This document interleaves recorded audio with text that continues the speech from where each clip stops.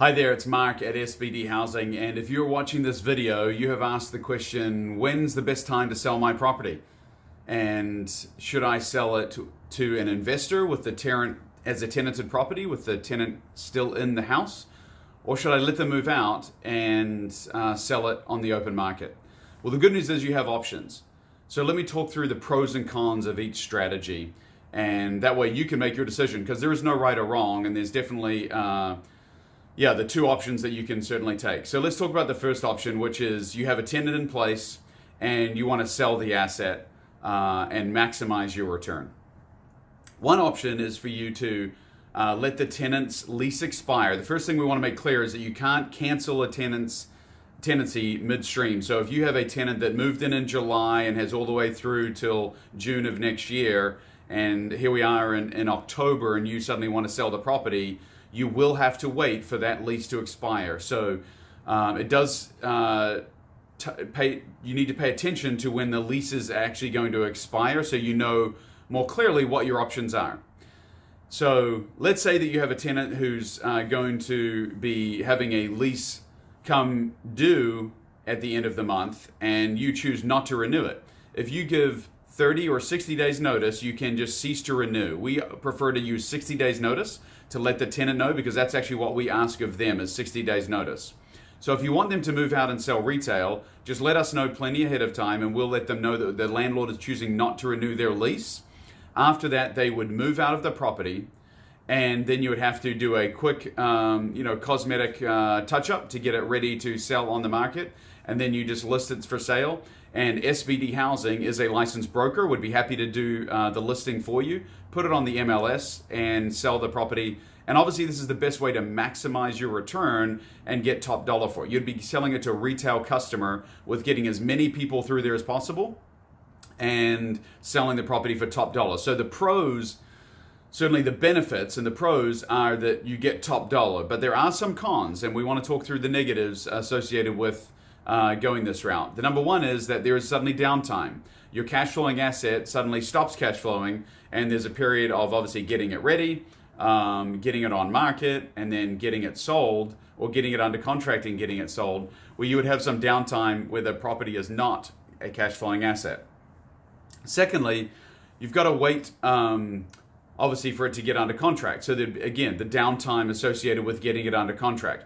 Once you have it under contract, there is also some pitfalls to jump through, knowing that you could have a contingent offer where you have to make sure the buyer is going to, sell their home before they can buy yours. You might have a buyer who is requiring repairs to be done. There is an appraisal contingency, making sure that it appraises out. All variables that we can overcome and certainly prep for, but there are some pitfalls and hurdles.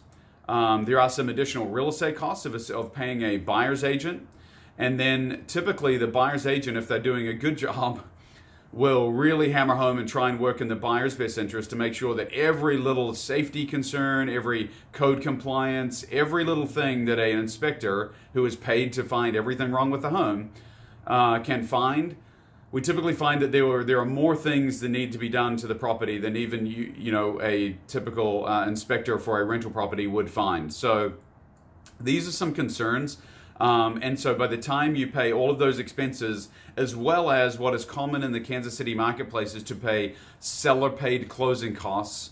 In other words, let's say you have a property that you want to sell for $125,000. A common offer here would be to give you the $125,000, but you might have to pay $4,000 in seller-paid closing costs. So it's a net of $121,000. So, the full price offer that you're anticipating would be, seller-paid closing costs, hammer it down, some additional real estate fees, hammer it down, some repairs, hammer it down, as well as some off-market time of carrying costs. So, you can anticipate getting somewhere around, 90 to 92% of the actual sales price of the home when it comes time to actually sell. So are there better alternatives? And we believe that there are. We have a long line and strong buyer pool of property owners that are looking to expand their portfolio. So one option is don't tell the tenant to vacate, let the tenant renew, and just sell that cash flowing asset to another investor. Are you going to, sell it at top dollar? Absolutely not. We won't sell a $125,000 home to another investor for $125,000. because you're eliminating all hassle, any repairs, and they're taking it as is with the tenant already in place. So there is a discount to be had to get that buyer, just the automatic guaranteed buyer with a quick close. So what are the benefits then of selling it at 90 to 95% of market value? Well, obviously it's kind of all the cons that you took from the real estate, the full retail real estate side of things, and now you're going to eliminate those. You've got a guaranteed buyer that's got cash who's going to close in 30 days.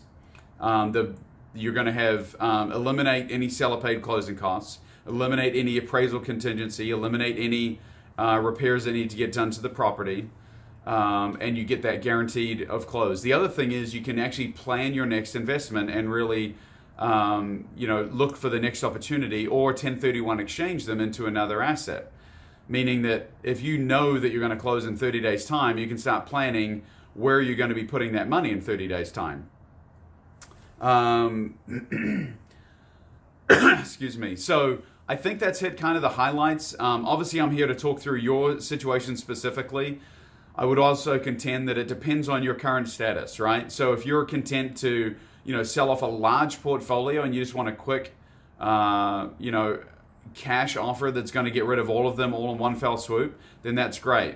If you have to juggle, selling 10 assets that have a January, a March, an April, an October, and a December move out date, then obviously that may be a little bit, there'll be a drip feeding of those sales of those assets. But again, depending on your current circumstances, you may be quite fine with that. So totally a personal preference. There's no right or wrong, but hopefully this will give you some of the pros and cons associated with what goes into our decision on what we're recommending to our clients. Again, SBD is here to serve you, whether you go the retail route, we can list it for you and sell it, or whether you want to sell it to an existing investor. We certainly have a ton of those that are ready to buy it from you. We're happy to talk you through.